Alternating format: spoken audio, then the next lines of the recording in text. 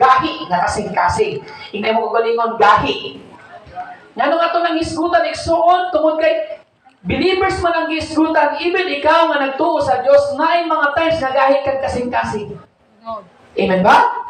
Bilang pastor, gahi kasing-kasing, usay gahi kung ulo. Hallelujah. The hardened heart, or kanang, hallelujah, ang matigang kasing-kasing. Hardened heart. In Greek word, ingon pa sa Greek word, ang hardened, word na hardened is pronounced as sklerono. Sklerono. Pero ang spelling niya, S-K-L-E-R-U-N-O. Pero S-K-L-A-Y, ay Y mo ng sklerono. Oh. Sklerono means to make hard, or kanang himuong gahi, or himuong lisod ang sayon. So, kanada yung pasabot sa harden, kanabang himuong lisod ang sayon. But pasabot, bisag sayon manghugas, kaning mga anak, gahi, mo nang word nga, harden. Bisag sayon manghugas, di manghugas, kaya awayan pa. Yun yung harden. Bisag sayon manilig, magpagutpot pa, manudlo, paglain, mo nang harden. Di ba? Himuog lisod ang sayon. Bisag sayon lang ang usa ka butang, himuog lisod. Bisag sa pagpanganagad sa Dios kung buot unaw-naon, kaya man maghatag og panahon pero palisod-lisod. Tama? Yun yung word na harden. Because we talk about hardened heart. O kanaggahi or tig-ag kasing-kasing. Pigpigay mong tapad. Pagbantay, kaya wala kita na eh. Ina na, tig-ag kasing-kasing. So, sklerono means to make hard. Ha? Sklerono. S-K-L-E-R-U-N-O. To make hard or himuong lisod ang sayon. Another term is stubborn or matika or gahi daw kuno. Ang basa na stubborn, ang uban stubborn. Gahi na kasing-kasing. May gahi na kasing-kasing, ibig sabihin kanabang dili sayon mo adapt. Maglisod ka bisag sayon romantana sabton, palisod-lisod. Sayon romantana ang pagsimba, pero himuon mong lisod kay perminti ka na ay rason. Ingay mo tapad, ikaw na na. Hello? Pipigay mo tapad, ikaw na na. Tinood na, ang harden. Kaya nga naman, sayon mantana mo dahil sa Ginoo kung tan-awon, pero lisod-lisod mo. Kaya nga, di ka makapokus sa inyo, muna naglatagaw. Muna siyang harden. Di pa lisod-lisod mo ako sa kabutang na pwede mantana. Sayo nun. Hello. Sayon mantana mo ampo, pero himuon mong lisod, kaya mong rason, katalo ka naman ko. Yan po yung harden. Tama? Mamantana ko sa inyo. Lisod mo ampo, dili ka ng tinood. Lisod. Ha? Lisodan mo? Kapoy kayo. Sa tawahanon, lisod yun. Pero kung sakton, sayon, kayo, kaya gano'n. Naibayad, wala. Wala. Diba? Nabay lain buhaton para ka mag-ampo. Oros lang. Diba? Bitaw, ang uban, tungod sa katapulan mo ampo, pamaagihan na lang. So, nakabuo tunaw-naon, bisan galing ang sugo sa Diyos sa Joshua 1:8, meditate the word of God. Dahil na usamang meditate. Magsulat ka, dili. Ha? Dili. Hindi, meditate nga word. Part na pwede niyo mabuhaton, magsulat ka. Pero pagkutanaw ka ng meditate nga word is pamalandong. Ang pamalandong, magsulat ka, dili. Kinahanglan ba magpakli pakagdagan sa bersikulo? Dili. Sayon, dili. Ha? Sayon! Pero nga nang lisod-lisod mo, hindi manggaganahan mamalandong. Tinoli. Na ay mga sayon nga ginabuhat sa simbahan or sayon nga ginasugo sa Diyos pero gihimo na itong lisod. Nag-example. Ginadili sa pulong sa Diyos. Ambisyo. Sayon buhaton, dili. Sayon buhaton, dili. Sayon. Nga naman lilisod mong bilbiyaan, pastor, kinaanda na. Ilara ko! Yun yung harden na word. Hardened heart. Tig ang kasing-kasing. Gahi nga kasing-kasing. Minsan po, ganun po tayo. Nga nung ginana nato ng iskutan, kaya tungod we believe, mahal na to sa last days. Mubalik ng Ginoo until now, Kristohanan tuod ka, pinanakatuig, pero gahi pa kasing-kasing. Matigas ka. Hallelujah. So, stubborn. O ka lang to make hard o himuon mong lisod ang sayon. Hallelujah. 5 kabutang or 5 things or 5 kabutang na ato makaplagan na na makita, makaplaga nato sa mga tigaw kasing-kasing. According to our text. Na hindi makabutang nga mabantay nato ana. Verse 2. Na ba? Verse 8. Verse 8. Ingon pa rin sa verse 8. 5 kabutang igsona, maimo makita sa mga gahi o kasing-kasing. Ang po'y mong gagaling, Lord, wala tanan, itanan sa ako, bahalag isa lang. 5 kabutang. Verse 8, ingon pa, ayaw paghahiya ang inyong kasing-kasing. Klaro naman kayo, no? Paghahiya ang inyong kasing hardened heart. Sama sa pagsukol sa inyong katigulangan, batok sa Diyos. Number 1 na makita mo, rebellion. Nasa maling rebellion nga word, pastor? Ang rebellion, sa Bisaya, rebelde po yan. Pag muingon kag rebelde, it means to say, na ay ginasunod nga balaod, pero di mo gustong sundon. Hello? Na ay balaod nga gihatag ang Diyos, wala? Na ay ginadili, wala? Pero nga di man sundon sa Kristohanon. Kaya po yung word nga rebellion, nakuha po yan sa mga tao nga dili gusto mong sunod sa balaod o ginatsugo sa Diyos. Hello? Lucifer. Lucifer knows, or even says, Lucifer, Satan, Satan knows the law of the Lord. Kung kabalo si Satan, kung unsang sakto o dili, gusto sa Diyos o dili, pero wala siya magtuman sa gusto sa Diyos. Hello? Mga punang sa tinoon, ingon ba dire? Hallelujah! Ang makita sa mga gahi o kasing-kasing, mao ang pagsukol. Kung sa ibon pasabot sa pagsukol. Kung magsukol galing ka sa Diyos, it means to say, mas bright pa ka sa Diyos. Kaya nga, di man ka matuo. Di man ka matuo sa iyang isugo nga ginadili. Hello? Sa pulong sa Diyos, ginadili ang kalaswa, ang kalawayan, ginadili ang pagpakasala, ginadili ang pagsupak sa ginikanan, ginadili. Pero ang tanong, lahat ba yun sinusunod mo? Hello? Pag hindi mo sinunod ang utos ng Panginoon, ang tawag doon, rebellion. Hello? Tinood. Hello? Inay mo tapat, dapat dili ka mahimong rebelde. Inay mo pigas tapat, di mantana ka inpi, ano na rebelde mo ka. Hello? Pran ka ng istorya iksoon. Once nga ginasupak nimo ang kabubuton sa Dios kung unsa ang ginatudlo sa imuha, once nga di nimo ginasunod kung unsa ang kamaayuhan o pagkinabuhing balaan diha sa Dios, ang tawag po doon rebellion. Nagarebelde ka sa kamatuoran na ginatudlo sa pulong sa Dios. Because we believe the word of God is a word of truth. Tama ba? Nagtuutan ang pulong sa Diyos kamatuoran. Kung ang pulong sa Diyos kamatuoran, ang tanong, bakit hindi sinusunod ng tao? Kaya nga no? Gahig ulo. That's why we talk about hardened heart. Tino dili? Ha? Klaro. So rebelde. Makita na siya po sa pulong sa Diyos nga, ingat po, sama sa pagsukol sa inyong katigulangan, batok sa Diyos, sa adlaw sa pagsulay dito sa kamingawan. Ano ibig sabihin nyo? Nga nung napil man ang kamingawan, pastor, ang kalambigitan sa ito, huwag ka nang bumalik sa wilderness sa Israel. Ang wilderness sa atong pagpangalaga, kaya nga po ang mga rin ni Kristohanon, kung kabantay mo, nga nung ginabalik tuod sa Ginoong Israel. Because sa atong pagpangalaga sa Diyos, sama sa Israel. Gitawag ka sa Diyos, gikan sa pagkadautan, sama ang Israel, gitawag sa Egypt, gikan sa kangit-ngit. Tama ba?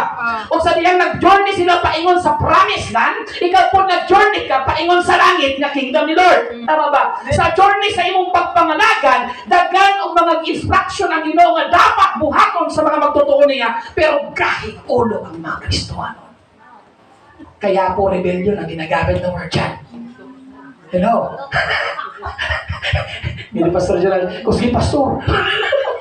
Rebellion ang ginagamit. Pangalagan mo, sugod ka sa nila, mabitaw ng second Israel ang tawag sa atin. Israelite, kaya ka ang sa sa Ginoo kung tanawin mo, kung nakapokus ang Old Testament sa mga Israelites. Bakit second to the Israel, kitang mga alagad sa Diyos or kitang mga nagsunod kang Kristo, kay naay kaparehas ang atong pagpangalagad kaniya. Ang Diyos naghatag pug saad ka nato nga mao ang iyang tingharian. Amen. Sa diyang gibira kaniya sa imong pagtuo sa journey sa wilderness, moingon kag wilderness, dili ka mahimong komportable ana nga dapit. Kabalo ba mga 40 days dapat ang biyahe? Dapat 40 days lang ang biyahe sa mga Israelites na himong 40 years. Ano bang pinagdaan nila? Grabe ang ilang mga pag-antos o pagsulay ato nga dapit. Tama ba? Dagan silang naagian nga mga pagsulay, dagan silang naagian o gera, niabot pa sa punto gipanggutom sila, niabot pa sa punto nga nahadlok sila, niabot pa sa punto nga nawala ang ilang pagsalig sa Diyos. Mas nisalig sila sa mabuhat sa tao. which is akong panahon karon maupod. Daghan ang Kristohanon nga mosalig sa tao kontra sa Dios. Tinuod na. Kaya naman, pag magka-problema ka, di galing ka mo sampit sa Diyos, ang una naman doon lang kinsay mautangan. Tinood dili. Mo nang sa wilderness, musugod ka sa dili, wala kay kalainan sa Israel. The reason why nga nung gipadayag sa Diyos atong taliwala karon, kay musugod ka sa dili, doon na ang promised land. Amen. Do you believe? Amen. Gisgot bitaw ko. Magunahon ako sa kalibutan Ginoo ko. Samot na karon nga nag-active ang tulo ka bulkan sa Pilipinas. Anytime pwede mulino og kusog. Kabalo mo na, nga hingingon sa pulong sa Diyos, maabot ang panahon sa pagbalik or ang uban panguwaon, ang uban dili na makauli sa ilang balay. Umugali dito sa Cebu, kita ninyo ang landslide? Pila ka taong na landslide na ato. Dili pa dugay last week na hay disgrasya sa ato adiri dapit. Imagine kinsa may nagdahog ang mga matay ito sila.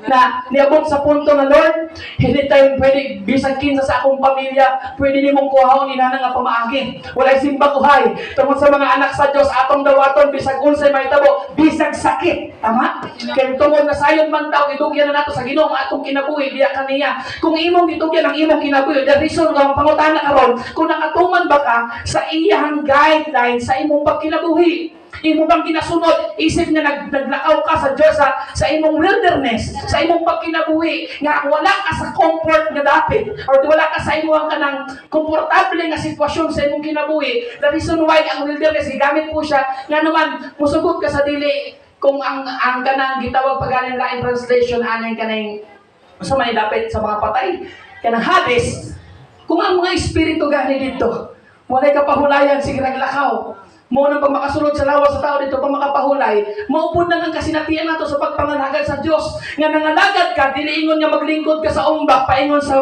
gingharian sa Ginoo. Ang ingon dito, wilderness, imong agihan ang tanang mga pagtantos, and according to the book of 1 Peter, nabasahan ako ganiya, na kinahanglan ang mga tao nga nagtuo sa Diyos, nangalagad sa Diyos, sama ni Kristo, muambit ka sa mga pag-antos. Ibig sabihin, hindi dili ayahay ang pagkinabuhi ng Kristohanon, but ginaalaw ni Lord nga sigpit ang dalan nga imong agihan para mahimo kang pure or just nun nga mahisama kaniya. Amen ba? Kaya po gisgutan natong stubborn or kaning the hardened heart, kaya nga naman sa atong pagpangalagan, bisag naing mga times nga natudluan ang kaugtarong na pagpangalagan unsaon pagkinabuhi dito sa promise na nga gisaad sa Dios, wala paghihapon ka mabag-og mausap. Pila nakakatuig na nangalagad sa Diyos, wala mausab ang imong inistoryahan. Pila nakakatuig na nangalagad sa Diyos, wala mausab ang imong panguna-una. Kusog gihapon ka mag-insulto og tao. Kusog gihapon ka magsulti og mga dili maayog, makapasakit sa imong isig ka tao. Pero dugay lang ang Kristohanon. Huwag gihapon ka mabago. Mao na nga itong isgutan karon, hardened heart. Hallelujah. Isa sa mga butang na makita nimo sa mga gahi o tig-ag kasing-kasing, ang ganing pagkarebelde. Kaya nga naman rebelde. Nagtudlo ang pulong sa Diyos nga higugmao ng imong isig katao pero di ka mo higugma ka, nagdumot ka. Rebelde po ang tawag doon. Utos yan ang Panginoon, ayaw mong gawin. Dili kay maumangin ako. Ikaw kung ikaw. Pero ang tanong, sinong hari mo? Ang Diyos, ikaw. Kung until now, wala gihapon ka makasunod sa gusto sa Diyos nga mas higugma nimo ang imong prinsipyo, wala ka mahigugma sa Diyos. Kaya ang ingon sa pulo sa Diyos in the book of John, ang nahigugma kanako nagtuman sa akong kasubuan. Klaro na sa pulong sa Diyos. Kaya po, kung nakakay tig-ag kasing-kasing, ano ba si tig-ag kasing-kasing? Number 1, yung makita sa imo pagkarebelde. Hopefully, ngayon mo na mapamalandungan.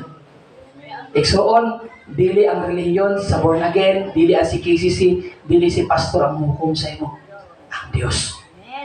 Di man na permite. Hallelujah. Ikalawa nga butang na makita nato. According to verse 10. Grabe, lukso na yung verse 10 ha. Busa nasuko ako ni atong mga tawhana. Umingon ako. Kanunay silang nagdumili. Ikalawa nga makita. Unsa ka? Una, pagkarebelde. Ikalawa, makita mo sa puso. Apathy. Apathy. Unsa kayo ng apathy? Kisa na ako sa ng apathy. Walay paki or walay pagtagad. Hello? Way pagtagad. Kung sa man way pagtagad, kaya grabe na kabisi ang imong kauban sa pagpangalagan sa Diyos. Grabe na prayer ng fasting. Pero wakay paki na sigara imong mata. Mao na apati. Hello. Apaki. Wala paki. Apati. Hallelujah. Walay pagtagad. Unsa man ning walay pagtagad? Ibot pasabot kung na kay apathy or kung na kay hardened heart, na kay nasa imong apathy or walay pagtagad, ibot pasabot na kay lack of feeling, wala kay pagbati. Kung saan walay pagbati? Ang uban nagkalisod na sa pagpasaan sa mga kanunon kay magpiling ditong dapita. Pero ikaw nagtanaw ra. Ay, asa di mo? Wala mo nito. Pero pagpangutanon ka, kung sarili yun mo, born again, si KCC. Kamantay mo, anak. Ministry, example. Na Bible study sa dapit. Sabutan, example. Maubay na ba yung dinabuhat na to sa una pa. Okay, bisag pilang imong ihatag, kadungdong pa ko ang royal, parehas pa na siya, kagamay nila, boy-boy, nila si Kaina. Si Royal. Sa una, pag mag-Bible study ta, magdala na siya ng isa ka shampoo, kung dili sabon nga binali. Kaya nga no, ang nasabutan ato, mag-isig hatag ta, asin ba, betsin, asukar, tama? Tapos tapuko na to, kung asa ta mag-Bible study, dito na to dalon. Mo na nga ito na andan. Si Royal, inana na sa una. Kita, inana sa una, si Royal, kadungdong ko, anak. Oh. Karon, mag-Bible study. Isang nakay panahon, may kadi sa kamakapit, pastor, kailan ba na ulo? Isa kamakapit, pastor, kailan nakay na kumul. Pero nag-cellphone. Pero nagtabi-tabi sa silingan. Pero wala kay ginabuhat. Yun po yung apathy. Wala kay pakiba. Kumbaga, wala kay pagtagad kung unsa na'y panghitabo, lalo na sa buluhaton sa Diyos. Ikso, hindi ba na pwede? Sama sa gingon na ako sa inyo sa 2 Timothy, ingon ni Pablo kang Timothy, pakig-ambit sa mga pag-antos. It means to say, kung unsang nauyunan o trabahoon sa simbahan, kinahanglan ka mo participate. Hindi ko sinasabi mawawala ang pagkaligtasan mo, pero ang pagpakita sa imong pagtuo sama sa pagbautismo, ang pagsunod sa kabubuton sa Diyos. Amen ba? Munang, kung ikaw nakakaitik ang kasing-kasing, ikaduwa makita sa imo. Kanyang pagkawalay pagtagad. Lack of feelings. Wala kay pagbati. Di mo bation. Kung ang imong mga kauban sa simbahan, gibati sa mga silingan, nga dapat makadawat po sa pulong sa Diyos, maluwas po sila sama sa imong kaluwasan nga nadawat, pinanapod ka ng imong gibati. Kaya nga naman, isa naman kahata ka Espiritu. Isa naman kahangatong Diyos. Nalawas mong kita tanan tungkol sa gugma sa Diyos. Nga lahi-lahi man pagbati. Tama ba? Hallelujah. So kung nasa imong igso ng hardened heart, or kanang tig-ag kasing-kasing, makita sa imong pagka-rebelde, kadua, makita ka sa ganin mo ang walay pagtagad. Tungod kay, kung wala kay pagtagad, na kay lack of feelings or wala kay pagbati. Ikaduwa, kung na kay apathy, napod kay lack of interest. Wala kay interest na mubuhat para sa kahimayaan sa Diyos. Magsunod manggod na, kung rebelde ka, siyempre wala kay interest na mahimaya ang Diyos. Kaya ano, ang imong giuna-una, ang imong kaugalingon. Permente imong kaugalingon, imong trabahoon, imong pamilya, permente ng puros, ikaw nang hari. Dili ng Diyos. Tama ba? Kung maunang imong pangunauna igsoon, dili ang Diyos ang hari sa imong kinabuhi. Kaya ano, kung ang Diyos ang hari sa imong kinabuhi, imong panitatay rin, bisit ang tanan. Pero kung hatagan o panahon, hatagan man. Tinod mo na. Sama sa gingon ako, ni agi pa mga Sunday. Kanus apa nimo ihatag ang imong pinaka-full blast na pagpangalagad sa Diyos, nga nagtuo ka nga mobalik naman ka ang Diyos. Magpasikat ka sa Diyos, ka nang naana siya, igsoon, iwit na. Mas better nga magpasikat ka aron or magtigong kag bahandi nga langit nun sa wala kang moabot si Kristo. Kaya ang pagmubalik si Kristo, tinghuhom na. Kung nasayod siya, kung pila kahigayon, ni mo giusik-usikan ang panahon nga ka makaalagad ka sa iya. Hello? Kung wala kay pagtagad, wala kay pagbati, wala kay interest. Mo nang makita nimo sa mga hardened heart or kana mga tig-ag kasing-kasing. Ikatulo, una, pagka-rebelde. Ikaduwa, walay pagtagad.